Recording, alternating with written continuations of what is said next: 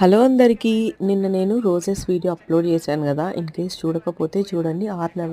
R11 నజల్తో roses ఎలా చేయాలి అనేది.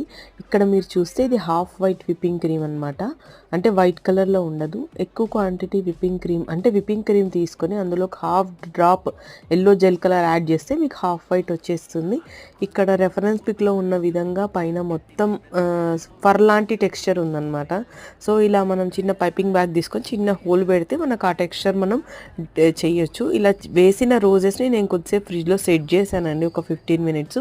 అవి కొద్దిగా స్టిఫ్ అయినాయి. లేదు అంటే మీరు డైరెక్ట్గా రోజ్ నెయిల్ నుంచి తీసి డైరెక్ట్ కేక్ మీద కూడా అయినా పెట్టచ్చు. మీరు నాజల్తో వేసిన దానికి దీనికి డిఫరెన్స్ చూడొచ్చు అనమాట. రోజెస్కి రెండు డిఫరెన్స్ మీకు అర్థమవుతుందా. కేక్ వెయిట్ 1 kg, ఫ్లేవర్ వచ్చేసి బటర్ స్కాచ్.